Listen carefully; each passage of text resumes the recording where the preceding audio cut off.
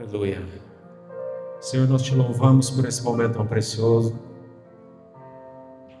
Obrigado pela companhia maravilhosa do Espírito Santo. Esse mestre, esse amigo, esse ensinador, esse Espírito da verdade que testifica de toda a verdade, que nos guia em toda a verdade. Esse amado amigo que o Senhor nos deu para habitar dentro de nós. Obrigado, Pai, pelo Espírito Santo. Obrigado por Jesus, a Tua palavra viva. Essa palavra revelada, essa palavra que nos dá entendimento. Obrigado pelo Teu imenso amor. E eu te peço, Pai, que o Senhor fale para dentro do nosso espírito. E nós vamos sair daqui encorajados pela Tua palavra. Encorajados a tomar posse de tudo que é nosso por meio da fé. Tudo que Jesus conquistou na cruz e que é um direito nosso por herança. Nós vamos sair daqui fortalecidos e sabendo o caminho a ser tomado para tomar posse de tudo que nos pertence. E toda a glória é sua e sempre será sua, em nome de Jesus. Amém. Amém? Amém. Pais amados, boa noite. Se você veio provido de semente, toda vez que é dia de culto, é dia de semear. Por quê? Nós semeamos antes. Você pode ver que nós semeamos antes e colhemos no decorrer já do culto. Porque a colheita não é só material, a colheita também é espiritual. Então nós recebemos condição para poder crescer nessa área. Porque é a única área da palavra de Deus que diz que se eu praticar ela, eu vou ser enriquecido em todas as demais áreas. Essa prática é que se eu semear, se eu for fiel na parte financeira, então Deus me enriquece em tudo. E tudo sai do nosso controle, tudo ele sai do que eu acho. Você acha que precisa de um casamento, você acha que precisa na finança, você acha que precisa nos filhos, você acha que precisa na sua saúde, talvez. Mas é mais além, é bem profundo. Então esse tudo ele sai da nossa mão e ele entra na mão de Deus. Então da minha mão, quando sai uma semente, sobe para a mão de Deus o direito de olhar na minha vida e me trazer colheita em tudo que eu preciso para ser rico. Porque ser rico não é só ter dinheiro. Tem gente que tem dinheiro e não tem uma família sadia. Tem dinheiro e é depressivo, é triste. Tem dinheiro e tudo que compra não é suficiente para encher um buraco que tem dentro do coração. Isso não é riqueza, isso é pobreza. Então, quando nós semeamos no Evangelho, nós colhemos em todas as áreas. Somos enriquecidos por Deus em tudo. Então, enriquecido é não ter falta de nada e nem sensação de falta. Tem gente que tem dinheiro e ainda tem sensação de que está faltando. E quando Deus nos enriquece, como colheita, o que nós temos, mesmo se você não tiver dinheiro, você não tem sensação de falta, que é pior que a falta. O pastor Célio sempre diz isso. Sensação de falta é pior que a falta. Porque a sensação de falta, quando você não tem, você sente que falta. E quando você tem, você ainda sente que falta. Então o ter não supre. Amém? Vamos orar. Pai querido, em nome de Jesus, eu te louvo pela semeadura do teu povo.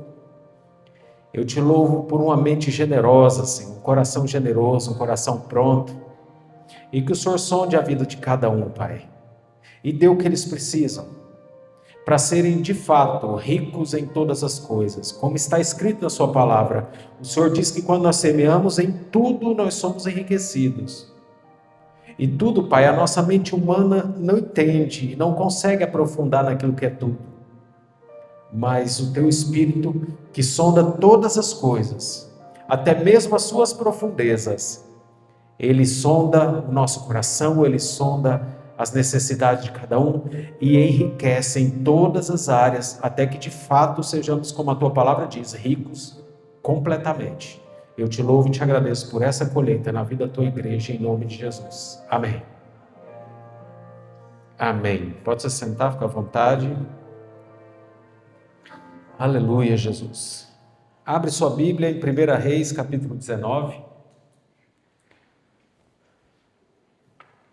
Não falei que podia semear não, né?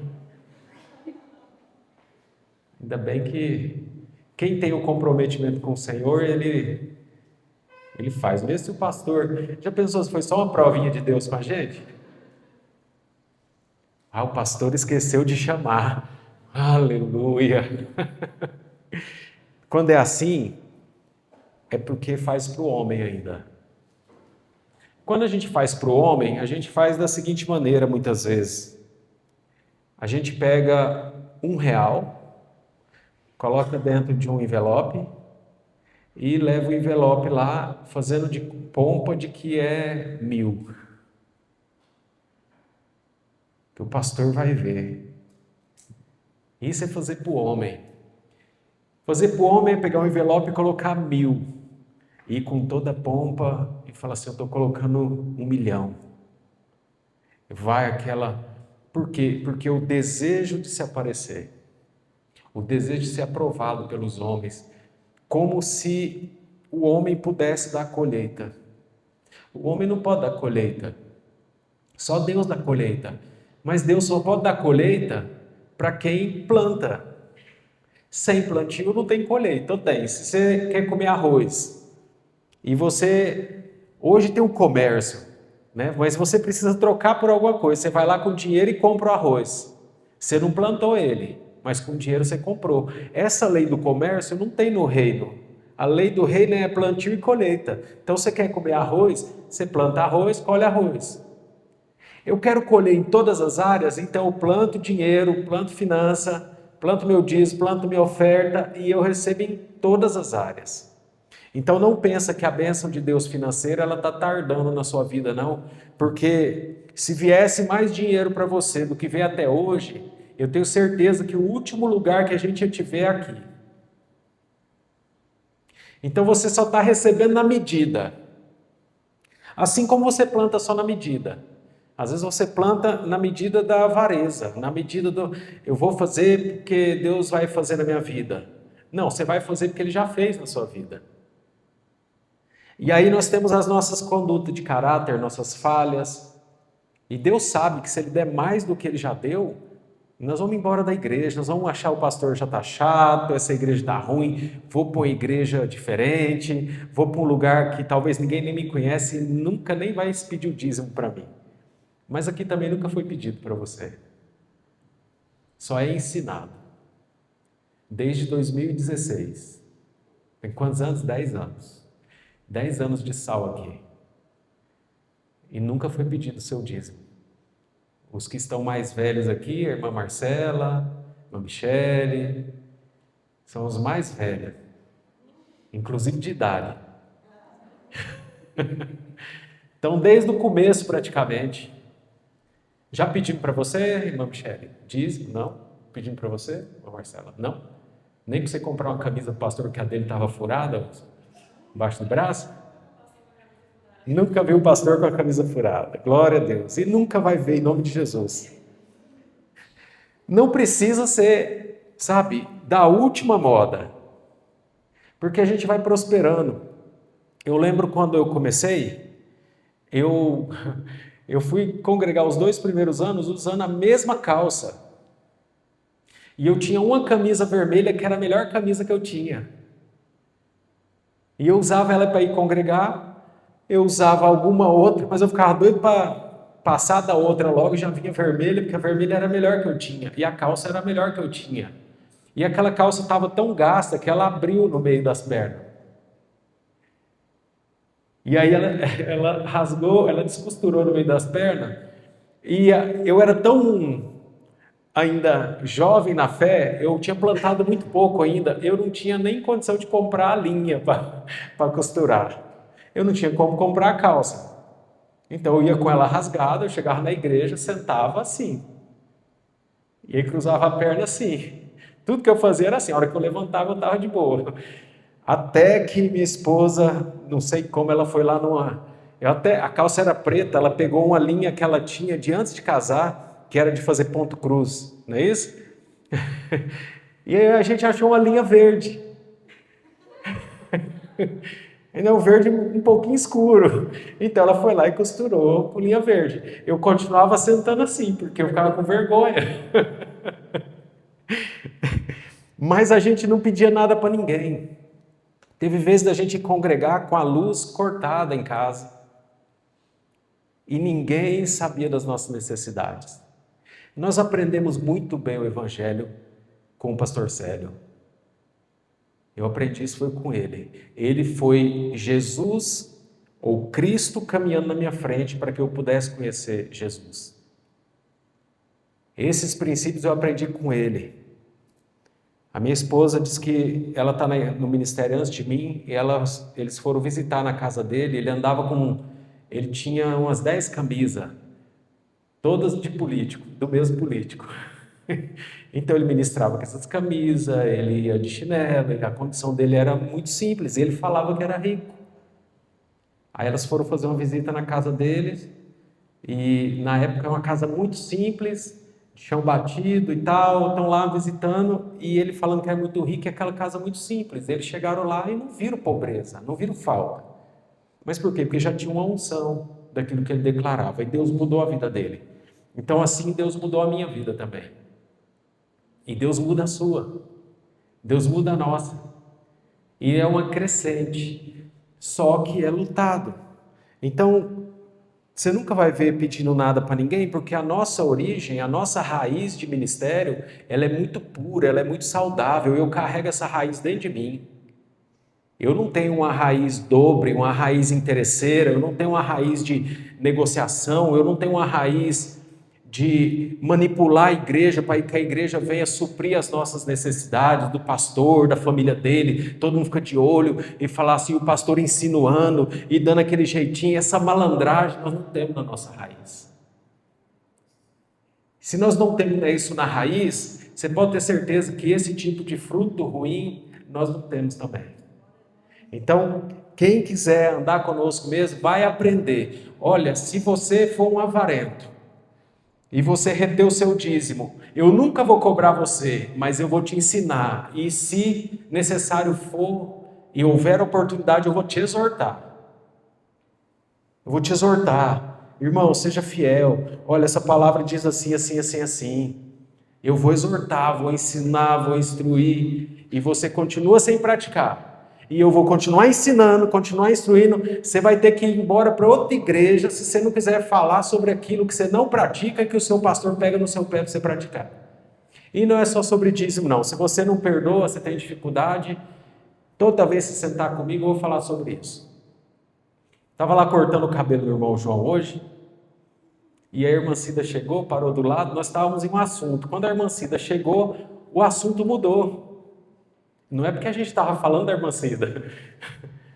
É porque o irmão João tem um coração e ele tem algo de Deus que Deus quer dar para a vida dele através da nossa vida. E quando vem uma outra pessoa, Deus também quer dar para aquela outra pessoa. Então, nós não temos uma pregação que é preparada para falar o que nós queremos falar. O irmão João até comentou, falou, nossa, a irmã Cida chegou, o assunto mudou, né? Muda, vai da água para o vinho totalmente. Se você está falando às vezes sobre casamento, você começa a falar sobre finanças. Você está falando sobre finanças, fala sobre filhos. E por aí vai, sobre perdão. Porque Deus sempre vai tratar com você naquilo que você precisa. Então, se você precisa ser generoso, e quando a gente trata da generosidade, é porque ela é um ídolo. Então, ela é um ídolo e ele é um princípio.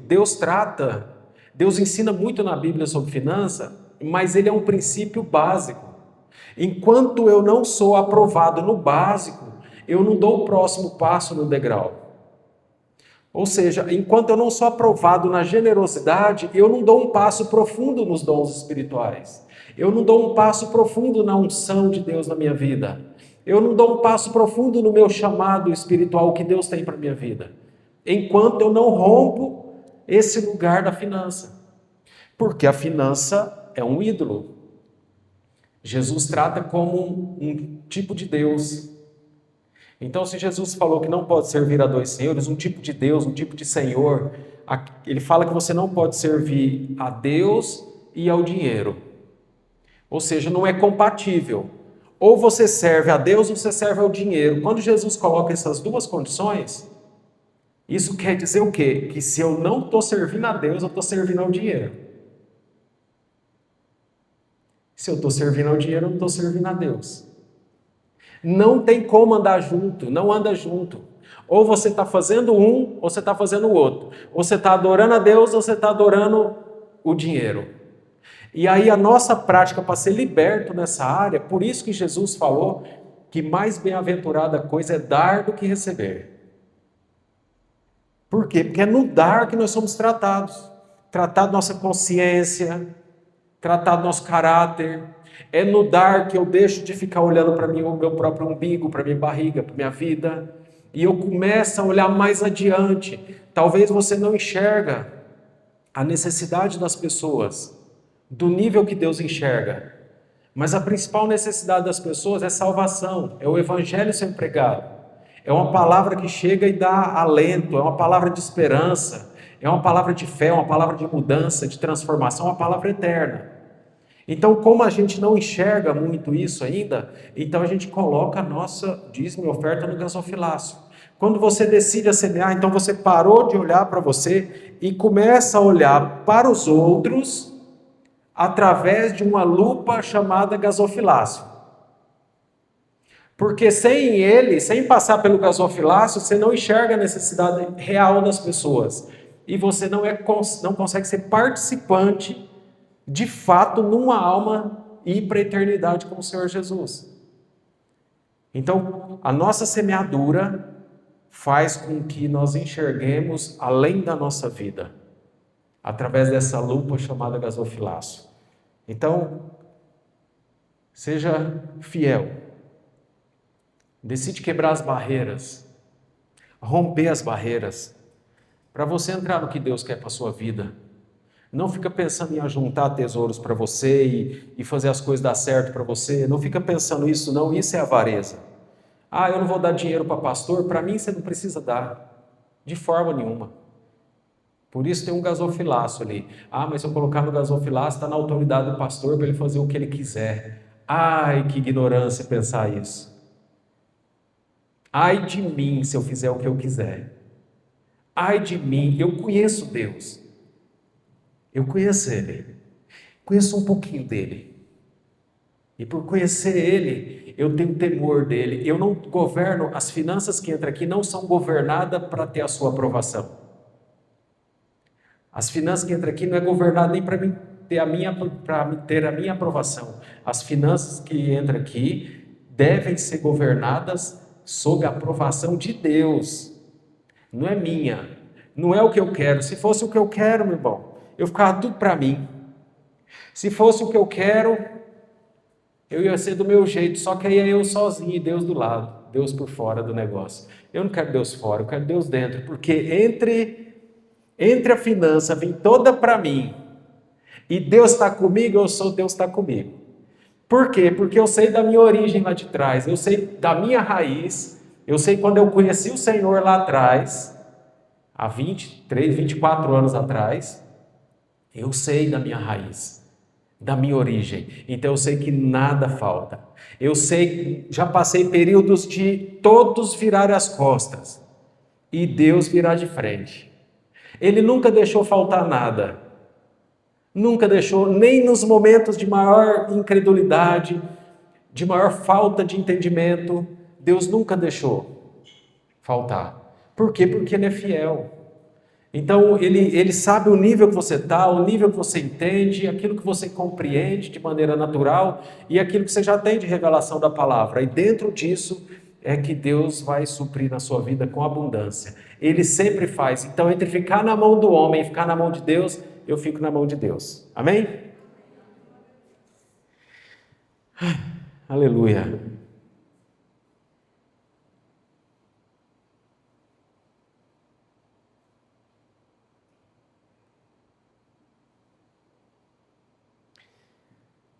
Vamos ler um pouquinho da Bíblia. 1 Reis 19, versículo 1. Aqui essa passagem é logo após Elias ter vencido os profetas de Baal. Os profetas fizeram um altar e Elias fez outro altar. E Elias sozinho falou para eles: vocês clamam ao Deus de vocês, se descer fogo no altar de vocês, descer fogo do céu e queimar o sacrifício que está no altar de vocês, então Baal é Deus. Mas, se não, se descer fogo sobre o altar que eu fiz ao Deus do céu, então Deus é Deus. E aí fizeram aquele altar, colocaram o sacrifício em cima e clamaram por durante horas, desde o amanhecer até o entardecer, e não descia fogo, nada acontecia. E eles tinham o hábito, se retalhava, tinham como se fosse um chicotinho, que eles batiam neles mesmos se retalhando, para sacrificar eles mesmos, para ver se o Baal fazia descer fogo do céu e queimava o sacrifício. Mas nada aconteceu. Então Elias zombou deles e falou assim: então agora eu vou orar ao Deus do céu. Quando ele orou, desceu fogo e queimou todo o sacrifício, e Israel ficou sabendo que Deus é Deus, se converteram e eles saíram e mataram os profetas de Baal. Mais de 400 profetas foram mortos naquele momento. E aí acontece isso aqui no versículo 1 do 19. Ora, Acabe fez saber a Jezabel tudo que Elias havia feito e como matar a espada a todos os profetas. Então Jezabel mandou um mensageiro a Elias a dizer-lhe: assim me façam os deuses e outro tanto, se até amanhã, a essas horas, eu não fizer com a tua vida como a de um deles. Ou seja, vou matar você.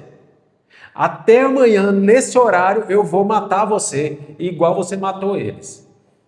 Se quiser tirar do telão, pode tirar. Quero todo mundo prestando atenção aqui. Tá? Não precisa pôr as passagens hoje não, porque a tradução está diferente. Aí, no verso 3, olha só, amados, o que é o homem? Elias, o cabeção aqui, ele fez uma coisa, ele orou, desceu fogo do céu, tinha lá 400 profetas de Baal se retalhando, fazendo, e nada aconteceu. Ele fez o trem acontecer sobrenatural, e aí acontece isso aqui, que esse abençoado, a mulher vai lá e fala assim: até amanhã esse horário você está morto. E aí ele pega e faz isso aqui, ó, verso 3.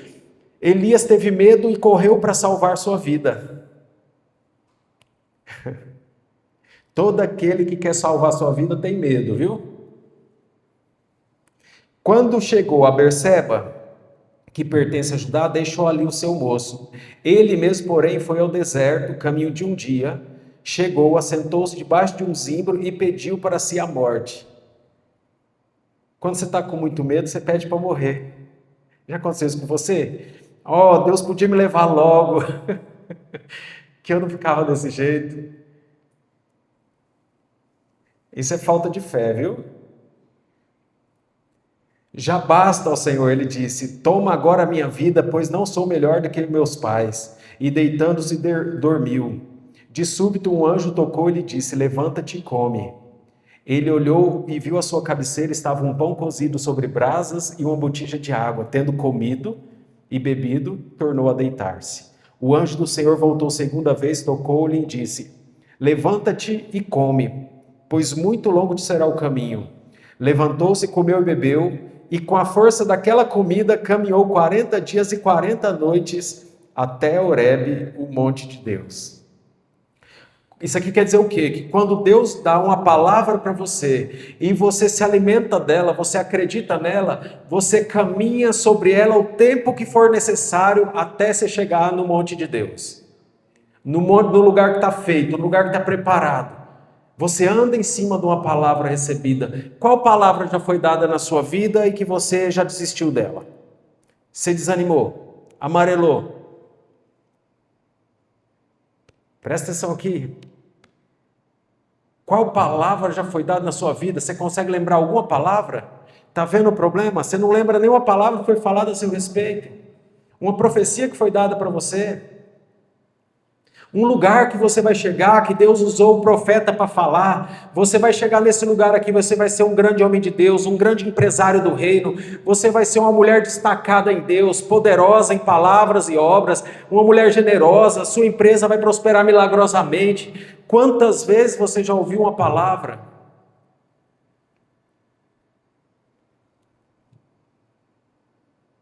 E talvez não guardou. E talvez o combustível daquela palavra acabou. Para Elias foi suficiente para ele caminhar até chegar no monte de Deus. E para você também é suficiente, só que Elias foi 40 dias e 40 noites para chegar lá. Eu pergunto, quantos anos você está gastando para chegar lá? Quantos anos eu estou gastando para chegar lá? Será que eu estou tendo na mesma pegada que Elias ou eu estou sendo devagar? Estou sendo uma marcha lenta? Qual a chave? Nós vamos aprender aqui a chave. Ali, verso 9, ali entrou numa caverna onde passou a noite. E lhe veio a palavra do Senhor dizendo, que fazes aqui, Elias? Talvez escondeu dentro do emprego que está, com medo de ir para uma condição melhor, com medo do desafio.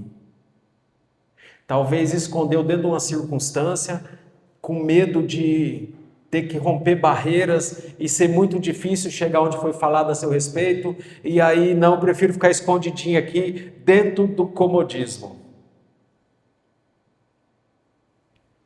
Respondeu ele, tenho sido muito zeloso pelo Senhor, o Deus dos exércitos.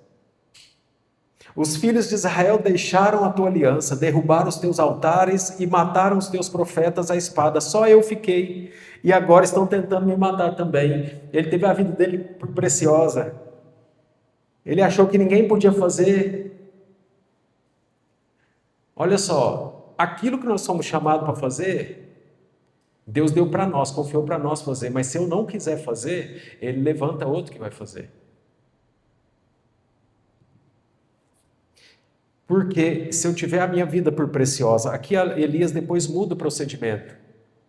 Mas, às vezes, nós temos o mesmo procedimento de comodismo, estou sendo zeloso de Deus, não vou dar um passo a mais, e se eu orar mais eu vou passar dificuldade. Por quê? Porque você tem que romper as cadeias do inferno, mas não vou fazer não, porque, sabe, você fica naquela vidinha sua só, tendo zelo da sua vida. Não vou porque senão eu passo tribulação. Você vai passar a tribulação para te arrancar do lugar que você está.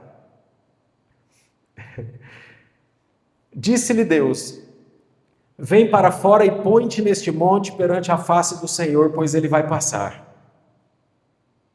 Então um grande e forte vento fendeu os montes e despedaçou as penhas, as rochas, diante do Senhor, mas o Senhor não estava no vento. Nós queremos ajudar você a identificar a voz de Deus, para você não ficar preso na avareza, como nós falamos no começo, e para você não ficar preso dentro de uma vida de comodidade, para que as palavras que você já recebeu do Senhor, elas se concretizem na sua vida e você seja uma pessoa determinada em fé. Então nós vamos passar para você nessa noite como reconhecer a voz do Senhor. Então eu vou ler de novo.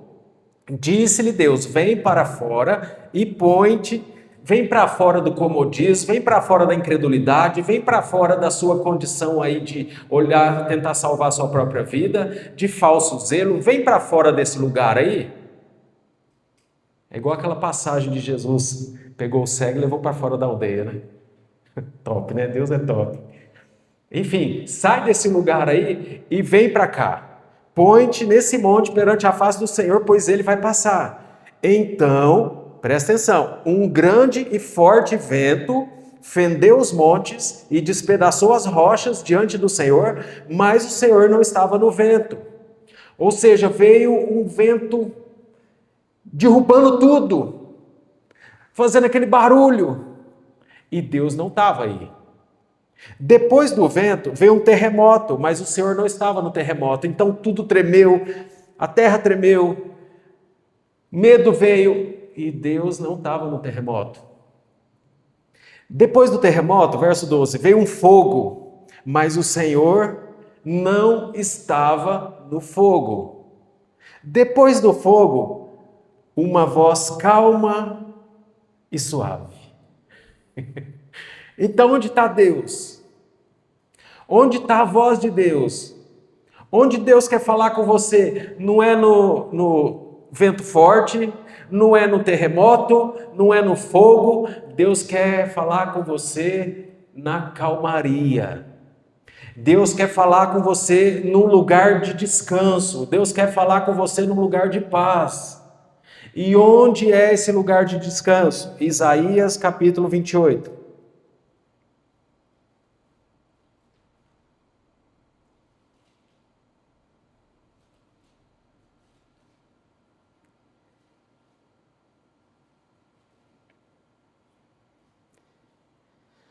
Aleluia.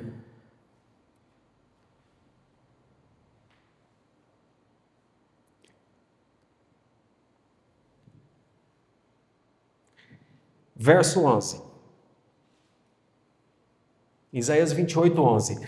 Pelo que, por lábios estrangeiros e por língua estranha, aqui está falando de oração em línguas, Deus falará a esse povo, ao qual disse, este é o descanso. Dai descanso ao cansado. Este é o descanso. Presta atenção nessa afirmação. Deus está no lugar de descanso. Deus quer falar com você no lugar da paz, no lugar do sossego, no lugar do descanso. Não é lá na praia com a rede tomando água de coco. Não é isso. É um descanso interior.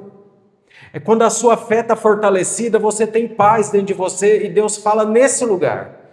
Quando a sua fé está forte, Deus ministra dentro desse lugar no seu coração de descanso, esse lugar de paz.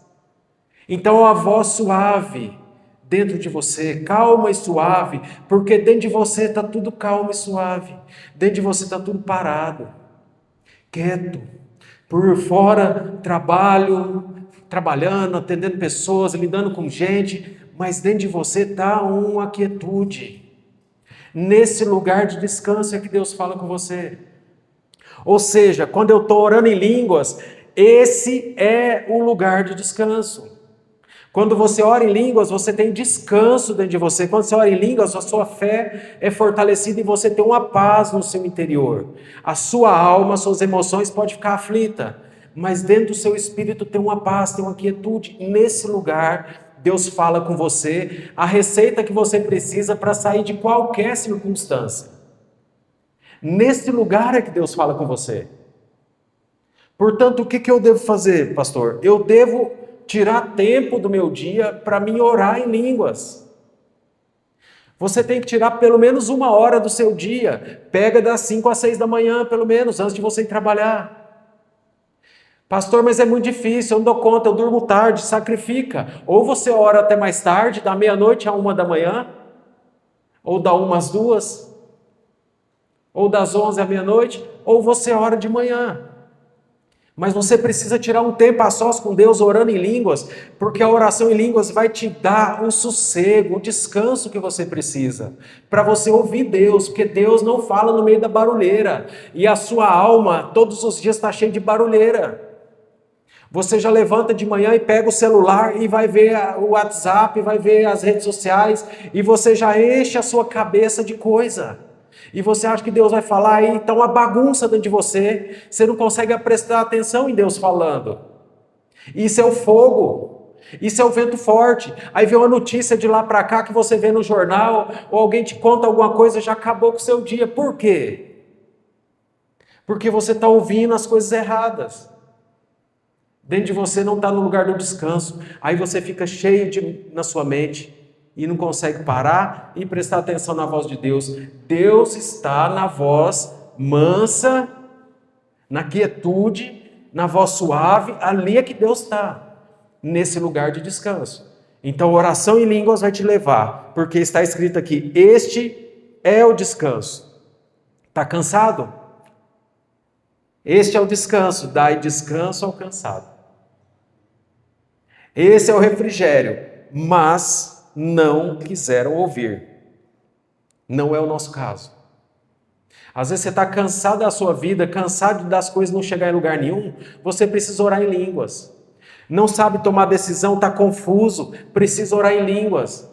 Porque quando você ora em línguas, você vai para o lugar de descanso, onde a voz suave e calma de Deus fala com você. E aí ele arranca você de qualquer problema.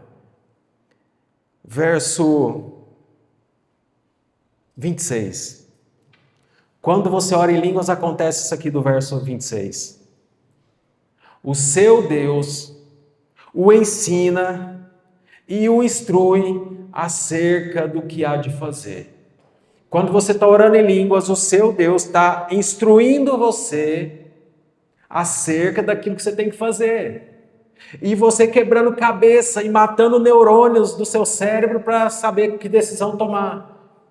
Você está agindo pelo natural, como um homem ou uma mulher natural, que não conhece Deus. Quem não conhece Deus queima neurônio.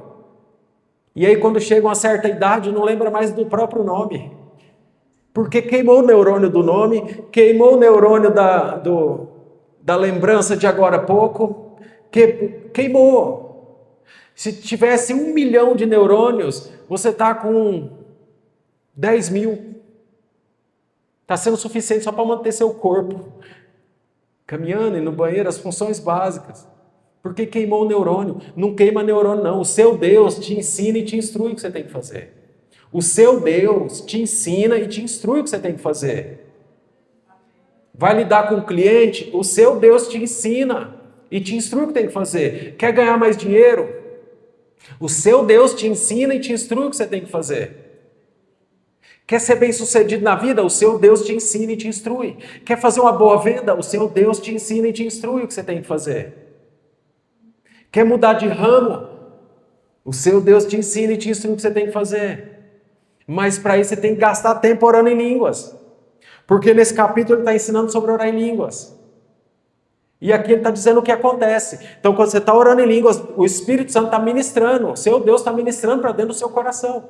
Daqui a pouquinho você tem a decisão, em paz e confiança, porque o Senhor ministrou dentro do seu coração. Então a receita é nós fazermos diferente de Elias. Elias foi para dentro de uma caverna com medo. Nós temos que sair da caverna com medo. Saindo da caverna, como que eu saio da caverna? Você começa a orar em línguas, vem o fogo, vem o terremoto, vem o vento forte derrubando tudo, e você está lá orando, e sabe aquela luta, aquela batalha, porque não é fácil não, é os campeões de fé, é para todo mundo, mas nem todo mundo acredita o suficiente para poder praticar, essa é a verdade. Então, você pratica e vê uma luta quando você decide praticar mais do que você está praticando. E se você não está praticando, quando você decide fazer, vê uma luta, é difícil. A sua mente combate, o diabo combate, tudo combate. Mas aí você decide permanecer. Isso é o vento forte. Vem a pressão. Daqui a pouquinho vem o terremoto, daqui a pouquinho vem o fogo. Mas se você perseverar, daqui a pouquinho vem a voz de Deus. Te ensinando e te instruindo o que você tem que fazer. Uma coisa maravilhosa. Deus fala com você no lugar do descanso. Vamos orar em línguas pelo menos 1 hora por dia. Deus quer fazer muita coisa nessa cidade. E nós estamos sendo preparados para isso. Mas nós precisamos entrar no mesmo coração, numa mesma prática. Talvez a gente não tenha todos o mesmo coração ainda. Mas quando a gente vai entrando na mesma prática, todos orando em línguas, o próprio Deus vai alinhando o nosso coração. Porque Ele quer um povo unido, um povo para fazer a diferença, porque religião já tem muita. Ele quer trazer vida para o povo dele. Então vamos gastar tempo, gasta no mínimo 1 hora por dia. Posso contar com você? Quem eu posso contar que vai orar 1 hora por dia, levanta a mão. Ainda bem que você já está com a mão assim, levantada. Vale coçando o nariz. Coçando o nariz também vale. Vamos entrar nesse lugar, pelo menos 1 hora por dia. 1 hora. Depois o resto do dia você deixa Deus cuidar. Mas você orou à vontade de Deus. Amém? Fica de pé então, vamos orar. Alguém veio para receber oração em alguma coisa específica? Se tiver, eu vou orar agora e você pode vir aqui logo que a gente encerrar, eu vou orar por você na causa que você precisa. Tá bom? Senhor, eu te louvo e te agradeço pela tua instrução, pela tua palavra. Obrigado por esse momento tão precioso. Obrigado por nos ajudar em nossas fraquezas. Eu intercedo pelo teu povo, para que todas as barreiras sejam quebradas, que toda frieza cesse em nome de Jesus, toda dificuldade, Pai, eles possam romper em fé.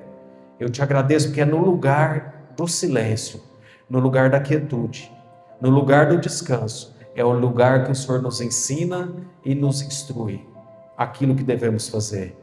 E o Senhor sabe que cada um de nós aqui tem uma instrução do Senhor que é necessária para nós darmos o próximo passo. Então nos pega nesse lugar de quietude, Pai, e nos instrua.